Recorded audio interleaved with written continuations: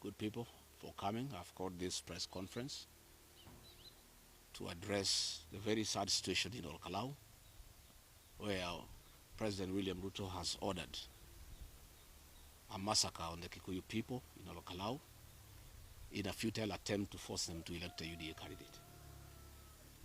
When the IG announced that he would deploy 2,000 police officers in Olkalou, I wrote to him and I told him I had information that there were sinister motives. I did inform the IG that he has lost the control of the National Police Service, and that deployment has been done by Kipchumba Murkomen, Raymond Omolo, under the instructions of President William Ruto. I did inform the IG Douglas Kaja that rogue police officers operating under members of parliament had been dispatched to Olkalou to cause mayhem. There are three groups of rogue police officers. One is under Eric Wamumbi and his wife Betty Maina, is called Nairobi Sierra.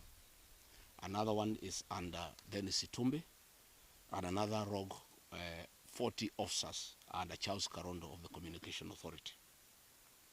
The IG admittedly has deployed 16 police officers in every polling station, and voting has been going on very peacefully. Up to now, 54% of the population has cast their votes. The people have been very peaceful and there has been no problem. At around 12 noon, the UDA people realized that they have lost the election, where our candidate is leading with almost 95% of the votes that have been cast. And that is when now they decided to execute Plan B, which has been authorized by President William Ruto, to cause chaos and mayhem, attack polling stations, chase away all the agents, beat up the election officials, chase away the observers, and exchange the votes with the marked ballot papers. As we speak, Munyeki Primary School has been attacked, Huruma Primary School has been attacked, AC Primary School, the biggest polling station, has been attacked, Nyakiambi Polling Station, Gorika and Mumbi. Luckily, the people of Olkalou, the true sons and daughters of the Mau Mau, have repulsed these policemen with guns. And I really want to thank our gallant young people of Olkalou for refusing to give in to violence. This gang has retreated to Royal Garden Hotel in Olkalou. That is where they are meeting currently. The three killer squads, and they are under the control of the following members of parliament. And we are ashamed they are people from this region who are brutalizing their own community under the instructions of William Ruto. The Honorable Sabina Chege, the Honorable Kawanjiku Njuguna of Kiamba, Eric Wamumbi, Betty Maina, and the women rep for Kiambu Wamurava. The MP for Nakuru East, Honorable Gachagua, has been organizing goons, and all the goons that are in Olkalou have come from Nakuru, and they are using Molin luxury shuttle. I want to apologize. Earlier on when I spoke to a media station, I said it's Molo Line. I want to give unreserved apology to Molo Line because they are not the ones. It's Molin luxury shuttle. This is the team of public transport that has given out their vehicles to take goons to Olkalou to kill the people of Olkalou. This is unacceptable and they'll be punished. I am announcing to the people of Mount Kenya region that Molin luxury shuttle must be boycotted forthwith, and they'll get no customers in this region for agreeing to ferry goons to go and kill Kikuyus in Olkalou. And I want to ask everybody in all 11 counties, forthwith, Molin luxury shuttle must be boycotted and should not get a single passenger anywhere because of what they are doing. I want to ask these members of parliament from this region who are being used by William Ruto to injure their own kinsmen, to beat up their own people, to overturn the will of the people, that they are traitors and they are an embarrassment to our community. Charles Karondo, Dennis Itumbi, Eric Wamumbi, Betty Maina, David Gekaria, Sabina Chege, Wamuratha, Kawanjiko, you are an embarrassment to our community. How can William Ruto fool you to organize violence against your own people? I have been told now they are regrouping. They are planning to storm all the polling stations. And I'm surprised that Ethicon and IBC has said nothing, even after polling stations have been attacked by hooded police. They are moving in vehicles in broad daylight with rifles and are wearing masks, and IBC is quiet because they are part of it. IBC and William Ruto are part and parcel. And it is now clear that we shall not have a peaceful general election. I think Olkalou is address rehearsal by William Ruto on how he can use rogue police to subvert the will of the people. I want to tell IBC, from what has happened, we'll be mobilizing the people of Kenya to call for your disbandment. You are an embarrassment to the people of Kenya. This election was very peaceful until you connived with William Ruto to cause violence.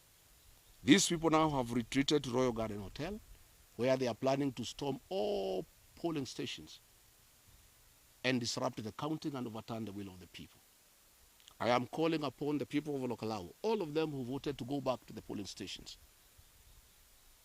and fortify and barricade our polling stations and make sure that the will of the people is not subverted.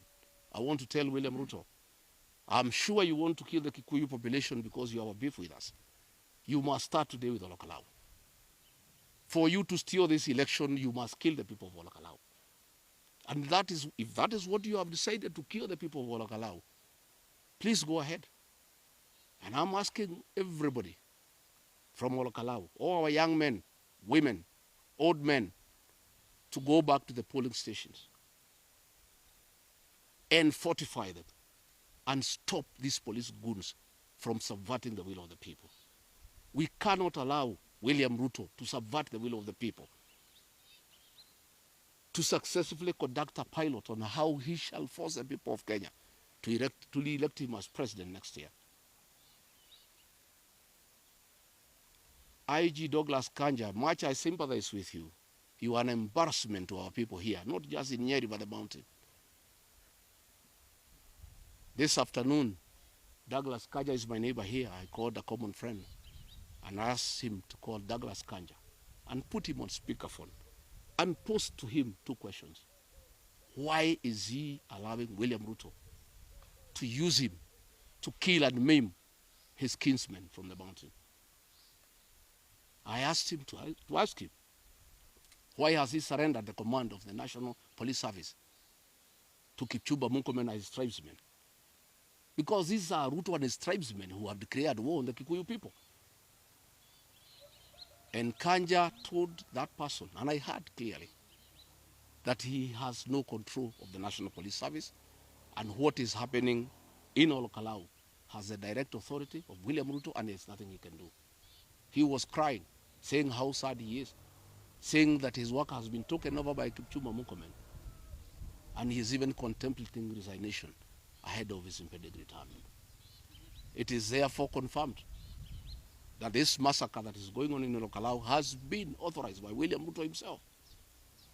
And we want to ask you, William Ruto, these people of Olkalou, the people of Nyandarua, the people of this region voted for you to a man to become president. Why have you declared war on them? Why are you unleashing violence on women and children? Why have you converted the National Police Service into a rogue outfit to kill people and to maim people? But I'm now convinced that when William Ruto sent the National Police Service to Haiti, the intention was never to go and help the people of that great country on how to deal with criminal gangs. He actually sent the National Police Service to benchmark and learn how to work with criminals and goons to assist him to be elected by the people of Kenya next year. want to say now I'm convinced than ever before that we shall not have a peaceful election, that we shall have anarchy and civil war. If what William Ruto is doing in Olkalou today is what will happen next year, there will be civil war in this country. We have seen it. You, the media, the nation newspaper, the NTV, the journalists who are beaten up, and their equipment confiscated so that they don't record the mayhem that is happening in Olkalou. So Kenyans must know now, they must be prepared, that we are going to have a big problem next year. We have a compromised IBC working under William Ruto. We have a president who has gone rogue, who is determined to force his way back to power, using whatever method, including killing people and maiming people. And Olkalou is a pilot of what will happen next year. The DCP candidate is leading with 90%. And the people of Olkalou must make sure these results are announced today. And we are asking all members of the public in Olkalou to move quickly from now and occupy and surround the polling stations and withstand the assault that is being planned by William Ruto to overturn the will of the people. Later on, the entire population will move to Olkalou town. 40,000, 50,000 people around the Talim Center. And if William Ruto wants to massacre the Kikuyu population in Olkalou, he can go ahead and do so. He has harassed our people enough. He has ruined our businesses. He has sacked our people from KRI.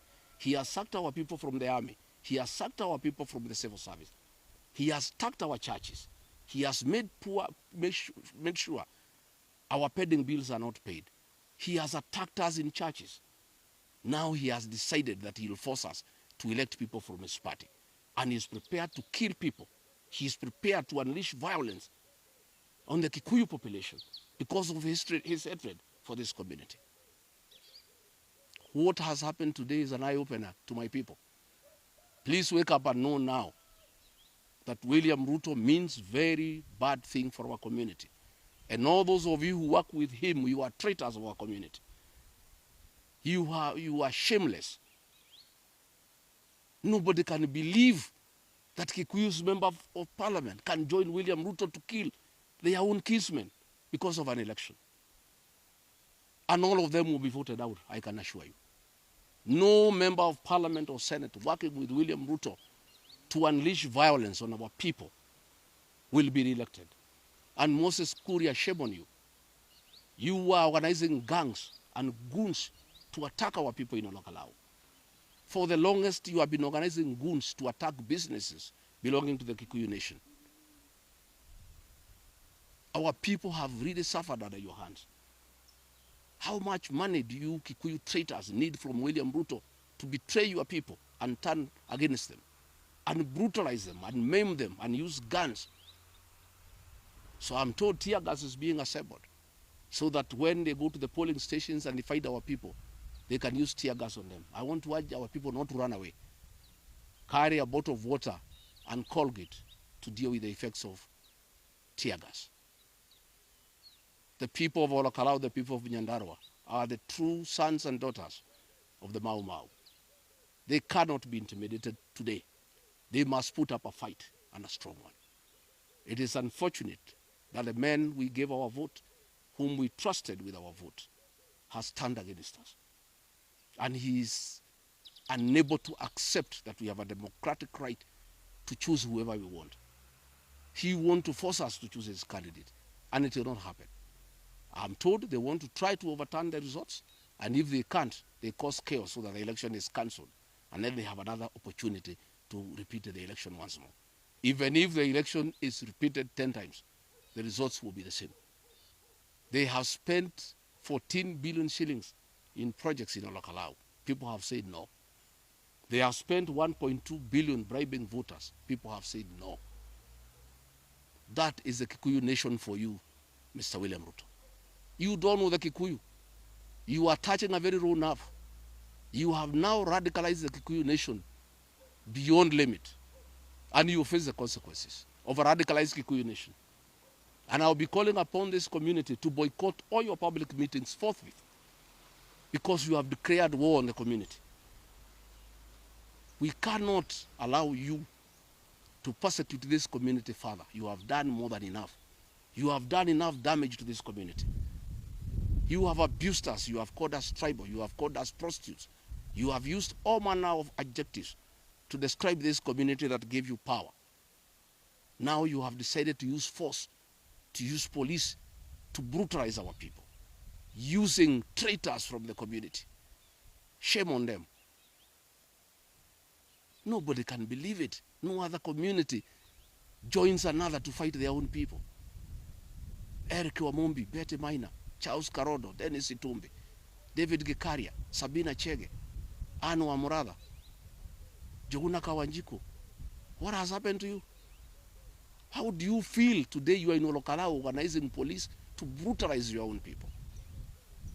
I can't believe it. But you'll be served. The only remedy for betrayal. Our people will deal with you at the ballot. I want to thank you.